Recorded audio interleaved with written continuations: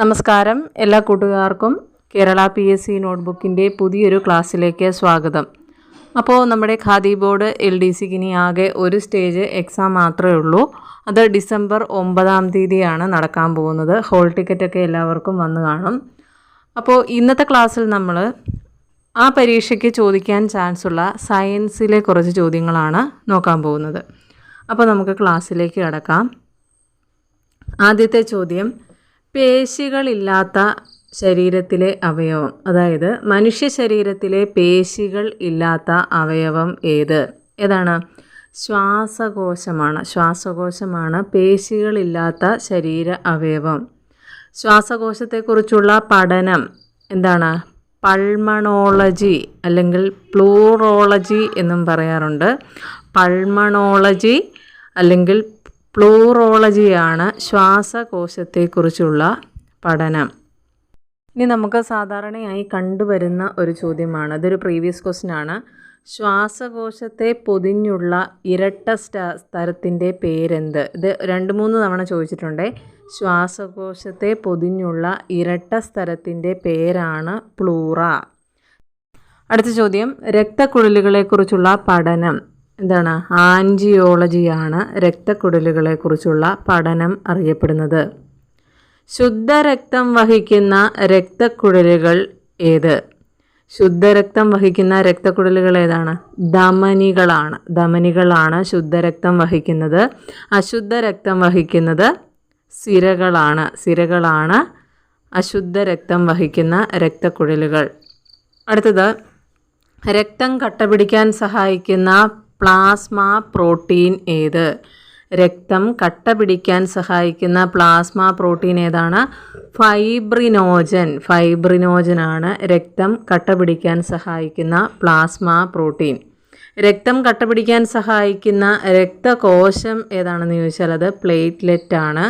രക്തം കട്ടപിടിക്കാൻ സഹായിക്കുന്ന ലോഹം ഏതാണ്? കാൽസ്യമാണ് രക്തം കട്ടപിടിക്കാൻ സഹായിക്കുന്ന ലോഹം.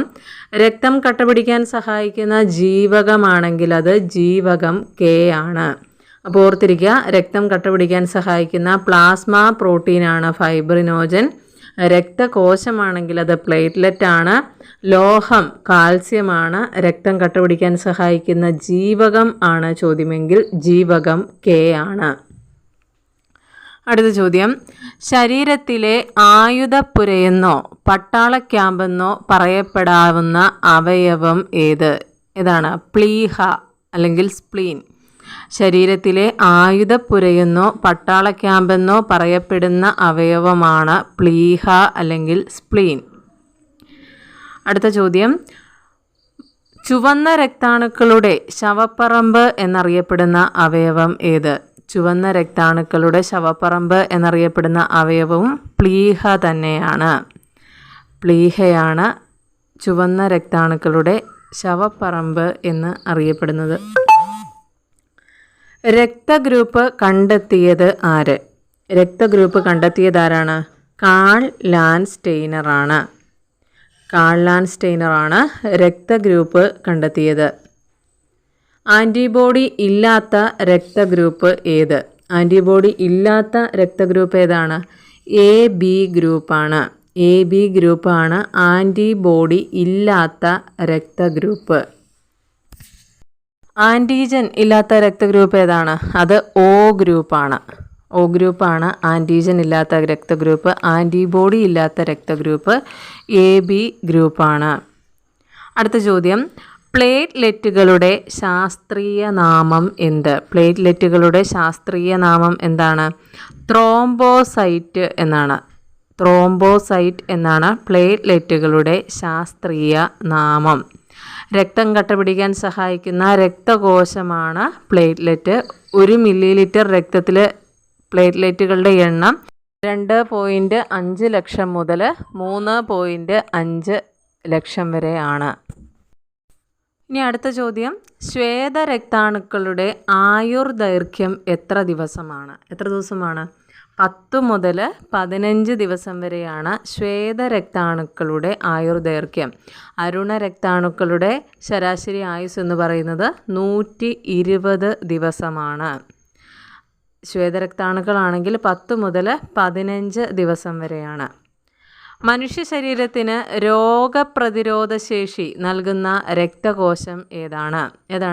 ശ്വേതരക്താണുക്കളാണ് മനുഷ്യ ശരീരത്തിന് രോഗപ്രതിരോധ ശേഷി നൽകുന്നത്.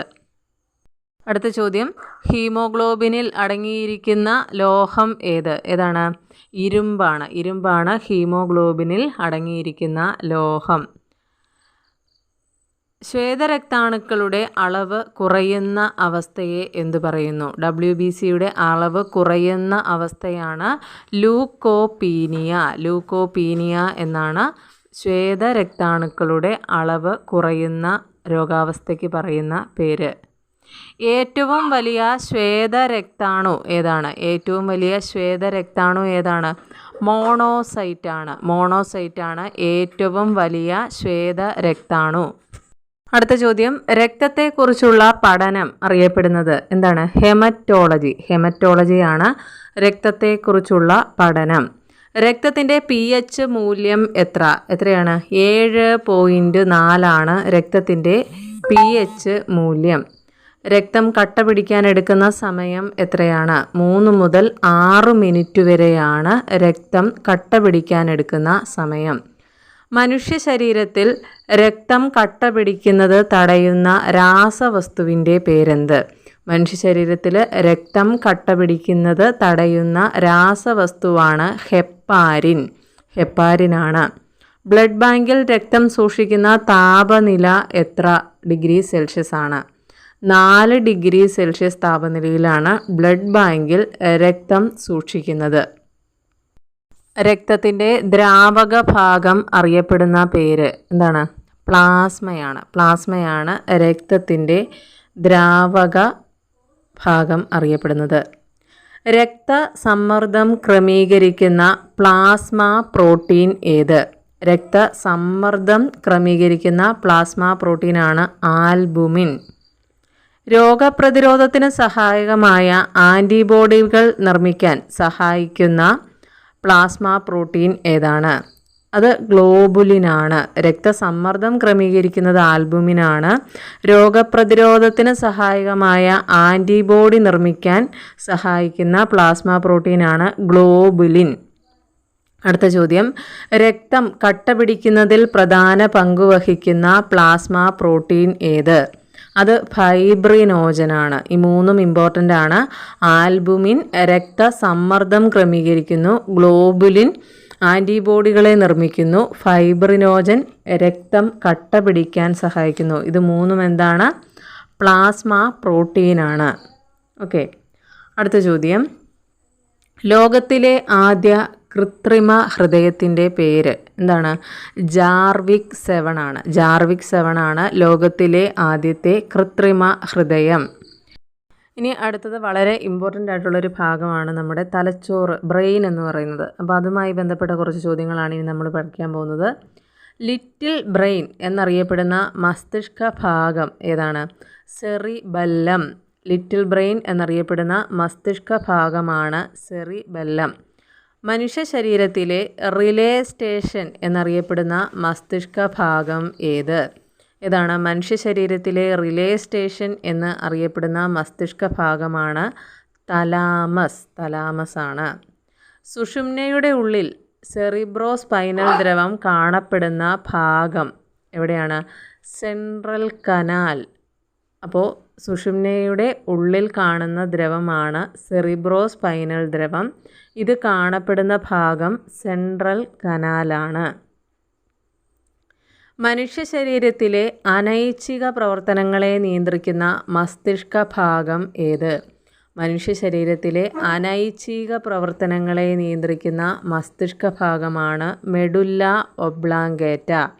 ഈ അനൈച്ഛിക പ്രവർത്തനങ്ങൾ എന്ന് പറഞ്ഞാൽ അത് നമ്മുടെ പരിധിയിലുള്ളതല്ല, നമുക്ക് നിയന്ത്രിക്കാൻ പറ്റാത്ത ചലനങ്ങളാണ്. അതായത് ഹൃദയസ്പന്ദനം, ശ്വാസോച്ഛ്വാസം തുടങ്ങിയവയൊക്കെ നിയന്ത്രിക്കുന്നത് മെഡുല്ല ഒബ്ലാങ്കേറ്റ ആണ്. ഓക്കെ, അതുപോലെ മെഡുല്ല ഒബ്ലാങ്കേറ്റ നിയന്ത്രിക്കുന്ന അതുപോലെയുള്ള കാര്യങ്ങളാണ് ഛർദി, തുമ്മൽ, ചുമ തുടങ്ങിയവയൊക്കെ. ഇനി മെഡുല്ല ഒബ്ലാങ്കേറ്റയുടെ ആകൃതി എന്ത്? ദണ്ഡ് ആകൃതിയിലാണ് മെഡുല്ല ഒബ്ലാങ്കേറ്റ ഉള്ളത്. ഇനി അടുത്ത ചോദ്യം, മെഡുല്ല ഒബ്ലാങ്കേറ്റയുടെ തുടർച്ചയായി കാണപ്പെടുന്ന ഭാഗം ഏത്? ഏതാണ്? സുഷുമ്നയാണ്. സുഷുമ്നയാണ് മെഡുല്ല ഒബ്ലാങ്കേറ്റയുടെ തുടർച്ചയായി കാണപ്പെടുന്ന ഭാഗം. സുഷുമ്നയെ പൊതിഞ്ഞ് സൂക്ഷിക്കുന്ന സ്തരത്തിൻ്റെ പേര് എന്ത്? സുഷുമ്നയെ പൊതിഞ്ഞ് സൂക്ഷിക്കുന്ന സ്തരമാണ് മെനിഞ്ചസ്. മസ്തിഷ്കത്തെ പൊതിഞ്ഞ് സൂക്ഷിക്കുന്ന സ്തരവും മെനിഞ്ചസ് തന്നെയാണ്. അപ്പോൾ ഇതിനു മുൻപേ നമ്മൾ ചോദിച്ചായിരുന്നു, സുഷുമ്നയുടെ ഉള്ളിൽ സെറിബ്രോ സ്പൈനൽ ദ്രവം കാണപ്പെടുന്ന ഭാഗം എവിടെയാണ്? സെൻട്രൽ കനാലിൽ നിന്നുമാണ്. സെൻട്രൽ കനാലിലാണ് സെറിബ്രോ സ്പൈനൽ ദ്രവം കാണപ്പെടുന്നത്. ഇനി അടുത്ത ചോദ്യം, ആന്തര സമസ്ഥിതി പാലനത്തിന് പ്രധാന പങ്കുവഹിക്കുന്ന മസ്തിഷ്ക ഭാഗം ഏത്? ആന്തര സമസ്ഥിതി പാലനത്തിന് പ്രധാന പങ്കുവഹിക്കുന്ന മസ്തിഷ്ക ഭാഗമാണ് ഹൈപ്പോതലാമസ്. ഹൈപ്പോതലാമസ് ആണ്. ശരീരോഷ്മാവ് നിയന്ത്രിക്കുന്ന മസ്തിഷ്ക ഭാഗം ഏത് എന്ന് ചോദിച്ചാൽ ഏതാണ്? ഹൈപ്പോതലാമസ് ആണ്. വിശപ്പ്, ദാഹം തുടങ്ങിയ കാര്യങ്ങളെയൊക്കെ നിയന്ത്രിക്കുന്ന ശരീരത്തിലെ ഭാഗം ഹൈപ്പോതലാമസ് ആണ്. മനുഷ്യ ശരീരത്തിലെ റിലേ സ്റ്റേഷൻ എന്നറിയപ്പെടുന്ന മസ്തിഷ്ക ഭാഗമാണ് തലാമസ്. മനുഷ്യ ശരീരത്തിലെ റിലേ സ്റ്റേഷൻ എന്ന് അറിയപ്പെടുന്നു. വേദനാ സംഹാരികൾ പ്രവർത്തിക്കുന്ന തലച്ചോറിലെ ഭാഗം ഏത്? തലാമസ് ആണ് വേദനാ സംഹാരികൾ പ്രവർത്തിക്കുന്ന തലച്ചോറിലെ ഭാഗം. സെറിബ്രത്തിൽ നിന്നും സെറിബ്രത്തിലേക്കുമുള്ള ആവേഗ പുനഃസംരക്ഷണ കേന്ദ്രം. ആവേഗ പുനഃസംരക്ഷണ കേന്ദ്രം ഏതാണെന്ന് ചോദിച്ചാൽ അതും തലാമസ് ആണ്. ഓക്കെ, അപ്പോൾ തലാമസിനെ പറ്റിയിട്ട് എന്തൊക്കെയാണ് പറഞ്ഞത്? മനുഷ്യ ശരീരത്തിലെ റിലേ സ്റ്റേഷനാണ്. വേദനാ സംഹാരികൾ പ്രവർത്തിക്കുന്ന തലച്ചോറിലെ ഭാഗമാണ് തലാമസ്.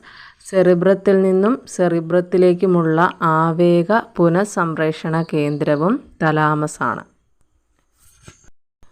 അടുത്ത ചോദ്യം, മസ്തിഷ്കത്തിൻ്റെ ഏറ്റവും വലിയ ഭാഗം ഏത്? ഇതാണ് മസ്തിഷ്കത്തിൻ്റെ ഏറ്റവും വലിയ ഭാഗം സെറിബ്രമാണ്.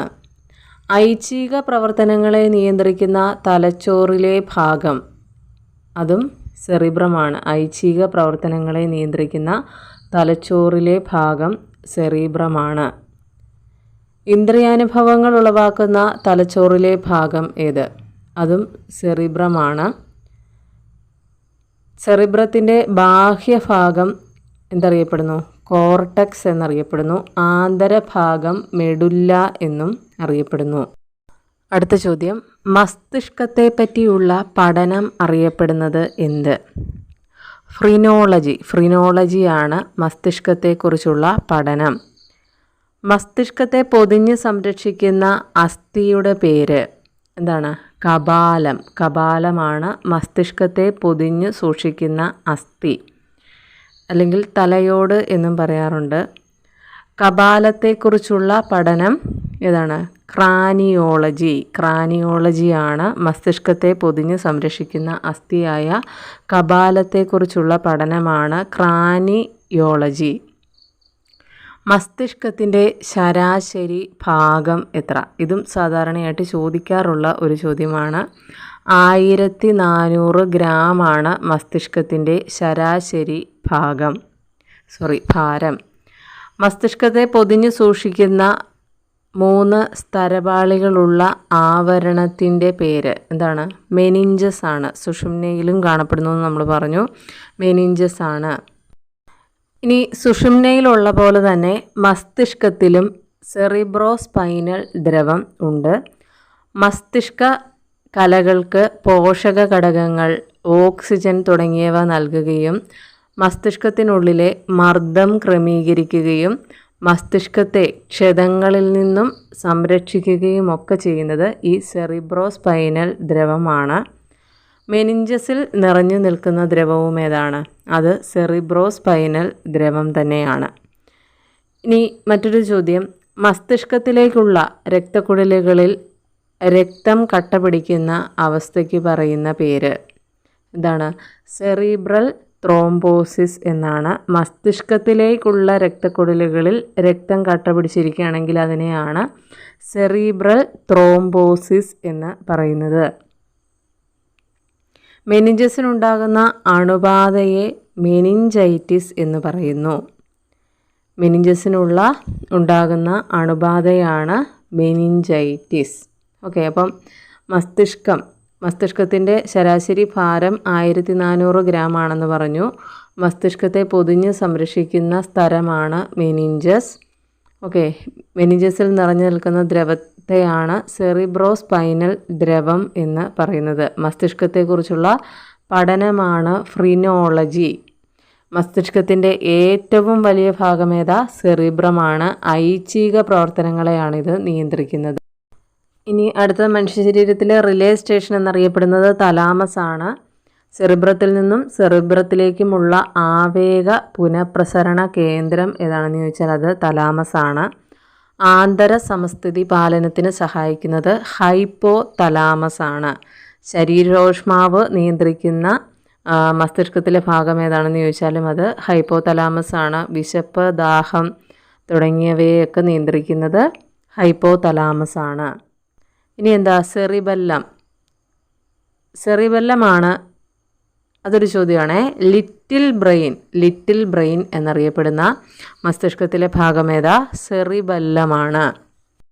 അതുപോലെ തന്നെ ശരീര തുലനാവസ്ഥയെ നിയന്ത്രിക്കുന്ന മസ്തിഷ്ക ഭാഗവും സെറിബെല്ലമാണ്. പേശി പ്രവർത്തനങ്ങളെ ഏകോപിപ്പിക്കുന്ന മസ്തിഷ്ക ഭാഗവും സെറിബെല്ലമാണ്. മദ്യം ബാധിക്കുന്ന മസ്തിഷ്കത്തിലെ ഭാഗം ഏതാണെന്ന് ചോദിച്ചാലും അതും സെറിബെല്ലമാണ്. സെറിബെല്ലമാണ് ലിറ്റിൽ ബ്രെയിൻ എന്നറിയപ്പെടുന്നു. ശരീരത്തിലെ തുലനാവസ്ഥയെ നിയന്ത്രിക്കുന്നു, പേശി പ്രവർത്തനങ്ങളെ ഏകോപിപ്പിക്കുന്നു. മദ്യം ബാധിക്കുന്ന മസ്തിഷ്ക ഭാഗവും സെറിബെല്ലമാണ്. മെഡുല്ല ഒബ്ലാങ്കേറ്റയാണ് ഹൃദയസ്പന്ദനം, ശ്വാസോച്ഛ്വാസം തുടങ്ങിയ അനൈച്ഛിക പ്രവർത്തനങ്ങളെ നിയന്ത്രിക്കുന്നത്. ഇനി സുഷുമ്നയിലെ സെൻട്രൽ കനാലിൽ സെറിബ്രോസ്പൈനൽ ദ്രവം നിറഞ്ഞിരിക്കുന്നു എന്ന് നമ്മൾ പഠിച്ചു. ലിറ്റിൽ ബ്രെയിൻ എന്നറിയപ്പെടുന്ന മസ്തിഷ്ക ഭാഗമാണ് സെറിബെല്ലം. റിലേ സ്റ്റേഷൻ എന്നറിയപ്പെടുന്നത് തലാമസ് ആണ്. അപ്പോൾ ഈ ബ്രെയിൻ എന്ന ഭാഗം വളരെ ഇമ്പോർട്ടൻ്റ് ആണ് കേട്ടോ. അപ്പോൾ ഈ മനുഷ്യ ശരീരത്തെ പറ്റിയിട്ടുള്ള പൊതു അറിവ് എന്ന് പറയുന്നത് നമുക്ക് മിക്ക പരീക്ഷകളിലും ഉള്ള ഒരു ടോപ്പിക്കാണ്. അപ്പം ഇങ്ങനെയുള്ള കാര്യങ്ങൾ, അവയവങ്ങളെ പറ്റിയും അതിൻ്റെ ഡീറ്റെയിൽസും എല്ലാം പഠിച്ചിട്ട് വേണം ഏതൊരു പരീക്ഷയ്ക്കും പോകാനായിട്ട്. അപ്പോൾ നമ്മൾ അടുത്ത ദിവസം മുതൽ LDC 2024 നോട്ടിഫിക്കേഷൻ ഇന്ന് വരും എന്നാണ് പറഞ്ഞിരിക്കുന്നത്. അപ്പോൾ അതിന് വേണ്ടിയിട്ട് ഡെയിലി ടൈം ടേബിൾ വൈസ് ഒരു ക്ലാസ് തുടങ്ങാനായിട്ട് അടുത്ത് തന്നെ നമ്മൾ തുടങ്ങുന്നതായിരിക്കും. അപ്പോൾ താല്പര്യമുള്ളവരൊക്കെ ജോയിൻ ചെയ്യുക. അപ്പോൾ ജോയിൻ ചെയ്യുന്നവർ ടെലഗ്രാം ഗ്രൂപ്പിലും കൂടി അംഗമാകാനായിട്ട് ശ്രദ്ധിക്കുക. കാരണം നിങ്ങൾക്ക് അവിടെ ഡെയിലി നോട്ട്സും കാര്യങ്ങളും അതുപോലെ ഡെയിലി ഉള്ള കറണ്ട് അഫെയർസും പഠിക്കാനുള്ള നോട്ട്സും എല്ലാം തരുന്നത് ടെലഗ്രാം ചാനൽ വഴിയാണ്. ചെറിയൊരു ചാനലാണ്, നമ്മൾ ഈയിടെ തുടങ്ങിയിട്ടേ ഉള്ളൂ, കുറച്ച് മെമ്പേഴ്സേ ആയിട്ടുള്ളൂ. അപ്പോൾ താല്പര്യമുള്ളവരൊക്കെ ജോയിൻ ചെയ്യുക. ക്ലാസ്സൊക്കെ ഇഷ്ടപ്പെട്ടാൽ നിങ്ങൾ ലൈക്ക് ചെയ്യുക. നിർദ്ദേശങ്ങളും അഭിപ്രായങ്ങളും കമൻറ്റായിട്ട് അറിയിക്കുക. സബ്സ്ക്രൈബ് ചെയ്തിട്ടില്ലാത്തവർ ക്ലാസ് കണ്ടിട്ട് നിങ്ങൾക്ക് ഉപകാരപ്രദമാകുന്നു എന്ന് തോന്നുവാണെങ്കിലൊന്ന് സബ്സ്ക്രൈബ് ചെയ്ത് സപ്പോർട്ട് ചെയ്യുക. ഓക്കെ, അപ്പോൾ അടുത്ത ക്ലാസ്സിൽ മറ്റൊരു ടോപ്പിക്കായിട്ട് വീണ്ടും കാണാം. താങ്ക്